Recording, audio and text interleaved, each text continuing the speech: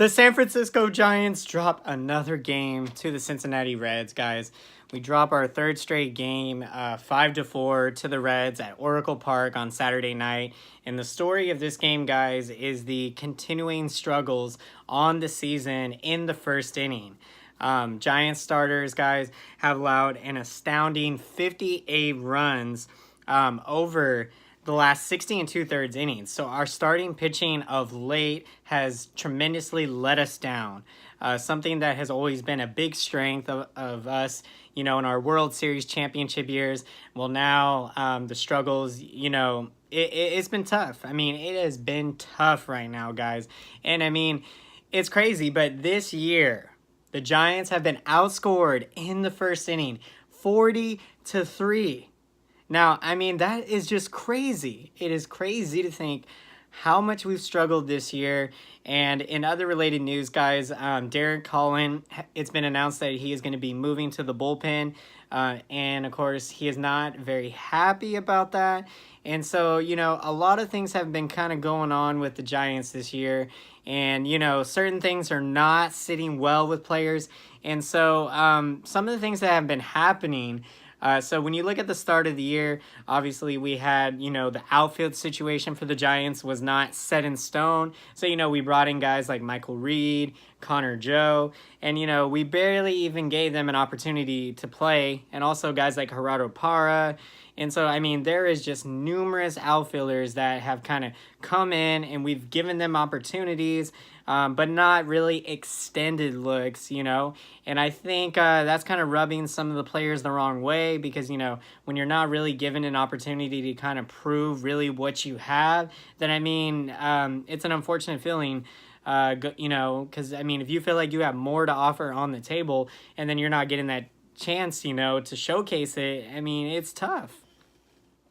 So the Giants got off they were already down 3-0 after the first inning as Jeff Samardzija struggled in the first inning, and something that, we've basically been getting used to this year, which is, constantly being down after the first inning, constantly being down after the first inning. And so discussions have been talked about prior in the season, guys. We talked about the possibility of using a bullpen starter, basically. Which, basically we would take a bullpen pitcher, we would pitch them the first inning, and then, we would have our starter come in the second inning. And the reason why this is effective because, if you have an MLB lineup that is set, specifically to face a certain starting pitcher, and then, you put in a bullpen guy to start out the first inning, then, you're kind of throwing the rhythm off of the other team. And then also what it prevents too is, the saying that when you go 3 times through the lineup, you face a guy, by that third time, hitters usually have a pretty good book of education on a pitcher, of his tendencies, what he likes to do, what are his go-to pitches, what are his strikeout pitches, and all of those kind of things. And so, basically, by bringing the starter in the second inning, you would be able to prevent that from happening. Some of the guys at the top of the order probably won't get to see the starter 3 times. So, I mean, the Giants haven't gone yet to implementing this opener strategy. But honestly, I think we really need to seriously look into it because, I mean, the struggles in the first inning are, there's too many games, it's a big enough sample size, I think, that really should look into it because being outscored 40-3, that's not going to put yourself in a good situation because, when you're already trailing big, like down 3 in today's game, basically, I mean, it puts pressure in the offense. The offense knows that they got to be able to come back and, you never want to put your offense in a bad situation where, or vice versa, pitching, you don't want to put your pitching staff in a scenario where they feel like they can't give up a single run or even 2 runs for that matter. And they feel like they have to hold it down because, if they don't trust that their offense is going to be able to come through for them. So, all those things are really, we have to take these into consideration. So, guys, the Giants' offense was able to bounce back again as they've been doing offensively many times this season. And again, like I've been saying in prior videos, I have not seen a Giants ball club with more heart than this team this year. You know, with all the comebacks that we've had, and then they showed some grit and some fight today, guys. Even though we were down 3-0, we were able to come back on the charge. We had a nice Evan Longoria, guys. We call him Mongolian beef. He went deep and hit a nice bomb, and then later, and we were able to get a nice Steven Dougie Fresh 2-run double, and then we went and powered ahead 4-3 on the Reds, guys, with a Joe Panic sacrifice fly. Now, they always say, you know, sacrifice flies ain't sexy, but hey, it gets the job done. And that's what we need. So we took the lead 4-3, guys. And then in the 5th inning, we brought in our nice reliever, Trevor Gott, who we claimed him off waivers from the Washington Nationals, and he has been coming up clutch for us this year. But unfortunately, in this game, guys, Trevor Gott gave up the game-tying home run to Eugenio Suarez, and then that had the game tied at 4. Now, in the 7th inning, we brought in our hard thrower from the bullpen, Reyes Maranta, who can throw it up there at 97, 98 miles an hour, and he can paint the corners, and he's got a nasty slider to go with that absolutely bottoms out of the strike zone. And unfortunately, in today's game, guys, the bullpen gave up some runs, and in the 7th inning, Eugenio Suarez, he was able to double against Reyes Maranta, and then that basically, in 2 outs in the inning, so in a tie game, 4-4, 2 outs, Derek Dietrich, the guy that back in Cincinnati, you know, the game when we came back down 8-0, Dietrich had hit 2 home runs in that game. So Dietrich comes up, guys, in the 7th inning with 2 outs and basically the go-ahead run in scoring position, and he hits a little 2-out bloop hit, and Mac Williamson dives for it, and it goes off of his glove, and, you know, that's just how baseball is sometimes. And that led to the Reds taking the 5-4 lead, and the Reds have one of the most shut-down bullpens in all of baseball, and so they went to their, you know, league-leading bullpen, and the bullpen, you know, the Giants were not able to muster very much at all against the Cincinnati Reds bullpen. So some of the names for the Reds, guys, that threw out of the bullpen, Mayor Garrick, David Hernandez, and also Raisel Iglesias, their closer. You know, they combined to strike out 8 out of the final 10 Giants in this one.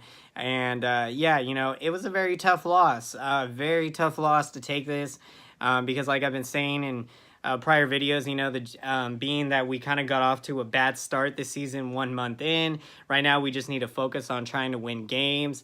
And obviously, it has not worked out well now that we've lost 3 straight games in a row. And we've lost the first 2 games of the series against the Cincinnati Reds.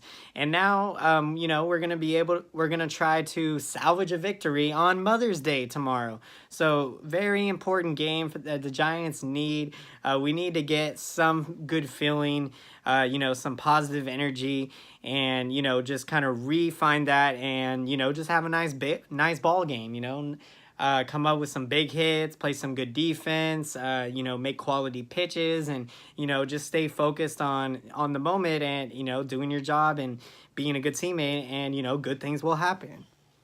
So, guys, like I was saying earlier in the video, I was talking about how, you know, some of the things going on in the clubhouse with some guys not being too happy, again, with the many different roster changes. So I wanted to get into what Derek Holland had to say. I'm going to read his quote for you guys. So he said and this was on him being moved to the bullpen, he said, "To be honest, I have no idea what they're doing." He also said, "I don't mean Boch. It's more from the front office." And then also we go on to say, so Farhan Zaidi, the Giants' president of baseball operations, basically Derek Holland had said that the injury that sent him to the injured list, which was a left middle finger bone bruise, I think, on his finger. And so, of course, the injury was not too serious in Derek Holland's mind. He felt like that he could keep continuing to pitch. And Farhan Zaidi and the Giants, they felt like it would be best for him to take the little, I think it was 7-day injured list now trip. So, you know, the DL is not the deal anymore. And now, you know, when you're on the injured list, I think you only have to take off 7 days, whereas before the DL was like 10 days. So this is what the Giants front office and Farhan Zaidi had to say regarding the Derek Holland injury. So he said he had a finger issue, and he had this back in spring training. Zaidi said it flared up. We got an MRI, and he felt he could continue pitching, and we felt it would be prudent to give him, you know, the time off. And so the decision was a collaborating, you know, decision that was made, and we have extensive medical records of it. So that was what Zaidi had to say. And also, the other thing with Derek Holland moving to the bullpen is that after the magnificent 2018 season that Derek Holland had last year, we definitely wanted to re-sign Holland in the offseason, and Zaidi had discussed with Holland in the offseason the possibility of being a swingman, so, you know, spot starting and, you know, going from the bullpen or being a starter. And, you know, he was able to do those types of things last year, and he had a team-first mentality, so, you know, you gotta love the guy's heart and character. And, you know, so, yeah, Holland, he was very excited about, you know, his new role. And so, you know, it's interesting that they had discussed this, and now here he is coming out and saying that he's not too happy being that he's being sent to the bullpen. And, you know, I think, I mean, he has not pitched well at all this year. He has a 6.75 ERA. So, you know, the Giants are...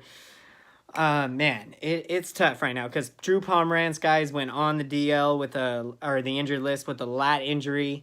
And so now Tyler Beede is going to be making the start on Tuesday against the Blue Jays.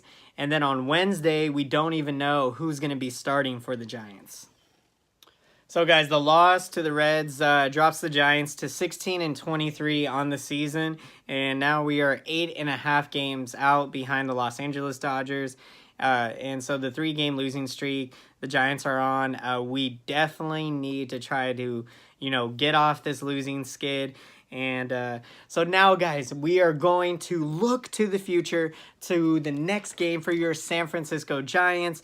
Like I was saying earlier, it is going to be on Mother's Day, and the Giants are going to send Madison Bumgarner, guys. Madison Bumgarner to the hill. He has definitely looked like himself at the last 2 outings. I think the last 2 or 3 outings or so, he has just been magnificent. And in Colorado, his last outing, the fastball velocity was staying at 92 miles an hour. So, you know, very good for Bumgarner. He went 6 innings in that outing, gave up 3 runs. And Bumgarner has an ERA of 3, and to go along with 16 strikeouts and 3 walks over his last 2 outings. Now, the Giants are going to be up against Tyler, I believe, Malaya is how you say his last name. He is 0-5 with a 3.69 ERA and 41 strikeouts on the year.